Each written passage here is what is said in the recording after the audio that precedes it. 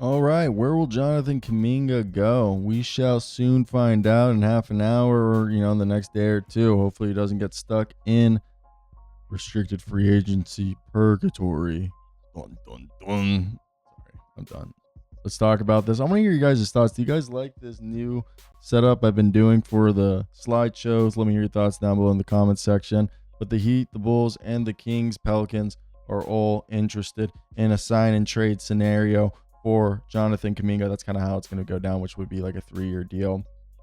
I think the most likely thing is that he probably accepts the qualifying offer, returns to the Warriors, either gets traded by the deadline because he has like then a no trade clause, not like an official one, but like he basically gets to say where he goes, or he balls out and then gets to test unrestricted free agency in a year next year where a lot more teams will have money to spend.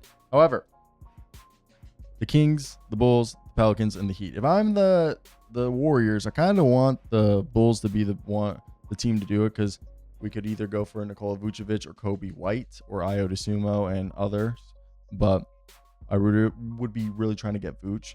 I know the Heat, it's Duncan Robinson. I don't really think that's worth it. For the Kings, are we going to get like Devin Carter? I like Devin Carter. I actually do. That's like rude. I actually really like Devin Carter. The Pelicans, that one confuses me the most. But either way, before we continue, I'd like to hear what you have to say. Where should he go and why? And what's going to happen? If you like this type of content, go to hoopsite.com, check out my other work, and subscribe here.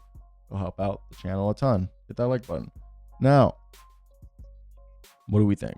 First team, or let's read the report. This is coming from, I actually believe this is a report coming from the Stein line. I'm sorry, I thought we had put the full report right here in the slideshow, but we didn't. Either way, Jonathan Kuminga averaged 15 points, 5 rebounds, almost 2.5 assists on 45, 30, and a true shooting of 53. By the way, I personally think Jonathan Kuminga's best role is being a 6-man, and that's nothing wrong. It's just saying that, like, I think he's best utilized as a 6-man, and his best numbers have always been being a 6-man. So that's, to me, where I think he thrives. And this report is coming from the Stein line, Jake Fisher and Mark Stein. This is someone that I think, obviously, we all know he stylistically does not fit the Warriors roster. He's someone who needs the ball in his hands and needs space, kind of a downhill player who likes to draw fouls. So to me, I don't think he works for the New Orleans Pelicans unless he's going to be their 6-man. And this deal, is this a Herb Jones deal? I'm not giving up Herb Jones for Jonathan Kuminga. So you look around the deal or the team, is this Jordan Hawkins and like Sadiq Bey or Jose Alvarado? Like, it's not really that good of a deal. And a lot of these teams are only going to give him the full mid-level exception. I don't think he's going to get a full $30 million. There's only like 1-2 teams that can give him $30 million realistically. So, and I think the deal with, I mean, technically it is a $30 million deal with the Bulls, but it's just, I almost feel like it's cap suicide, but like this is Troy Weavers and Joe Dumars running the Pelicans, so maybe they do it. But I don't think Zion Williamson and Jonathan Kuminga work, and especially if you try for this, the only way that I see it working is if it's a 6-man. Kuminga and Williamson never play the floor together. The Kings. This would be a Kings move, but who are you sending? Is it Jonas Valanciunas? Is this a sign and trade for Jonas Valanciunas or Keegan Murray? I doubt it's for Keegan Murray because they like worship Keegan Murray. Is it Malik Monk? I would love a Malik Monk.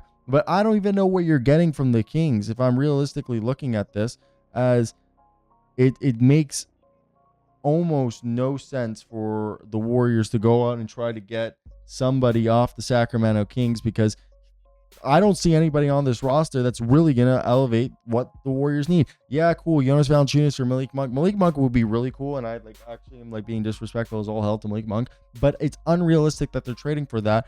And if you were, that would make this roster even more weird. So it makes me think that it has to be Keegan Murray or Jonas Valanciunas, which at that point, I'm just not into it at all. Now, Miami, it's been rumored that it would be a Duncan Robinson sign and trade. And the first thing I'm going to say is, like, are the Warriors really going to go into the like apron and luxury tax and all that for Duncan Robinson? As someone who covers the Miami Heat and actually enjoys Duncan Robinson, has spoken to Duncan Robinson, really nice guy, and is a great player who is able to come in without a rhythm and do what needs to be done.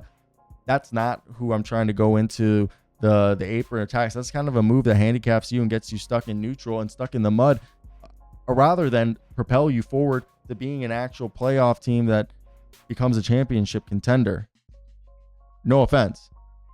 It's not like they're pressed just to get a guy like Duncan Robinson. So to me, I think when you look at this, that's just not the right move. And it really is just going apples to oranges right there in terms of the Warriors salary cap situation. And if I'm the Heat, I don't even like it that much. Now, that is whatever.